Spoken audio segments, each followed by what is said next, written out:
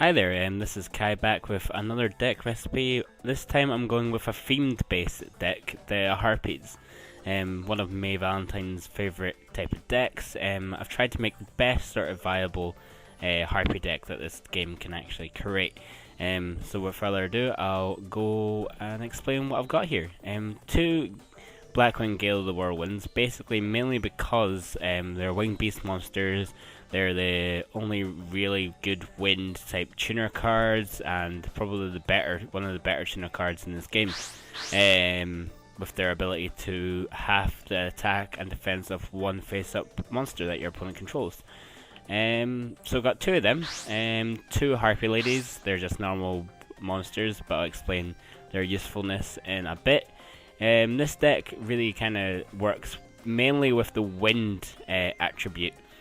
Keep that in mind when I start to explain some of the other cards there. Two of the Harpie Brothers, which is again another normal level 4 1800 beater, just to keep with the theme of the Harpies. Two BirdFaces. The main reason I have this in my deck is one, again, it's a wind type monster and it's a searcher. When this card is sent to the graveyard as a result of battle, you can add one Harpie Lady quotation from your deck to your hand, which also includes Harpie Lady 1, or Harpie I don't think it includes Harpie Queen, but it doesn't, but it will include Harpie Lady 1. So that's basically a searcher for your Harpie Ladies. Also, it's a winged beast type monster, as I've already explained. 3 Harpie Lady 1s, which is 1300 beater. It gives all wind type monsters 300 attack. As I said previously, this is a very wind type deck, so it's all about getting as many Harpies out in the field and powering them up and having more attack points than they do. So I got 3 of them to keep the Harpie theme. 3 Harpie Queens. This is probably the strongest Harpie card, where the effect of you can discard this card from your hand to add one field spell, which is Harpie Hunting Ground, which I'll explain in a bit when we get to the magic cards. From your deck to your hand, which will also search out your cards, and I'll explain the usefulness of Harpie's Hunting Ground when I get to it. So yeah, I've got 3 of these. 2 Mist Valley Soldiers, level 4 tuners for your Stardust Dragons and any other sort of level 4 tuner monster that you may need to summon. This is effect is if it attacks a monster that is not destroyed by battle. For example, if it's a higher defense monster, then that card will go back to your opponent's hand. 1 Summoner's Monk. The reason I've got Summoner's Monk in here is because I've got a lot of magic cards, and I can use this guy's effect to, summon a Mist Valley Soldier for a level 8 tuner. I can use them to summon any of the Harpies if I need to summon a Harpie. So yeah, that's his main use in this deck here. So yeah, you discard 1 spell card and you can special summon one level 4 monster, any level 4 monster from your deck. 2 Harpie Lady Sisters. They cannot be summoned unless you use Egotist. I'm pronouncing that wrong, but yeah, that's my fault. But I've got 2 of them because I've got 2 of those magic cards there. Basically, you need to have a Harpie Lady card on the field. You activate that magic card, and this guy will be these girls will be summoned. I kind of needed another wind monster, and I thought a 1 tribute monster would be okay, and this is a really good one that's wind based. So when you tribute summon this, target 1 card in the field and return it to the top of your opponent's deck. Top decking can be really annoying, so yeah, that's why I put this guy in the field. Anyway, that's it for the monsters. 20 monsters, good even number. I'll get straight onto the magics. Brain control, self-explanatory. Don't need to explain that. That card that I can't pronounce. Basically, as I said, you have to have 1 or more Harpie Ladies on the field. Special summon 1 Harpie Lady card or Harpie Lady Sisters from your hand or your deck. So you don't need Harpie Lady Sisters in your hand to summon it, but it doesn't matter if it is or not. Harpie Hunting Ground. Basically, what happens is if this field spell is activated, if you play a Harpie Lady card, with the exception of Harpie's brother, then it will destroy 1 spell or trap on the field. Watch out with this card, because if your opponent doesn't have any field magical trap cards on the field, you will end up destroying your own card. So make sure that your opponent does have a magical trap card down. And also it gives all winged beast type monsters 200 attack and defense.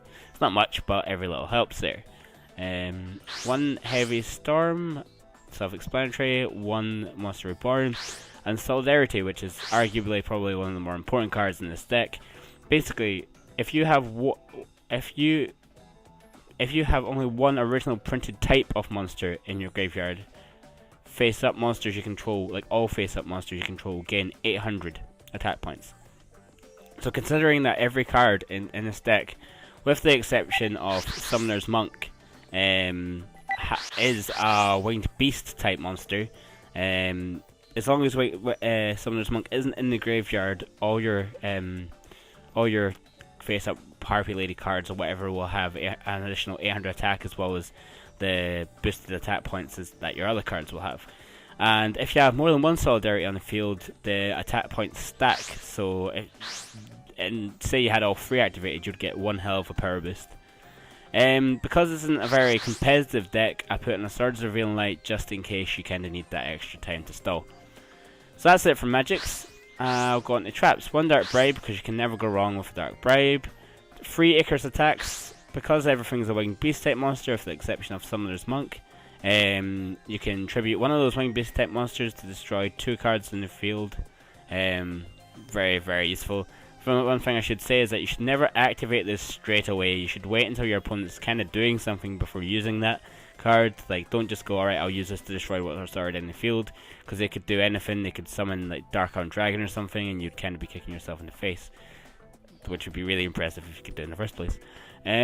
But yeah, so you got 3 Icarus Attacks, 1 Magical Cylinder, because it's a very underrated card, but a very good card to use. Can potentially win you the game, which has happened to everyone at least once. Mirror Force, don't need to explain that. Mirror Wall, basically this is like a stall card, but also like a one-time use card as well. If your opponent's going to attack you with a whole bunch of monsters, you activate this card and all your opponent's monsters will lose half their life points. On your standby phase, after they've entered their battle phase, it will ask you if you want to pay 2,000 life points.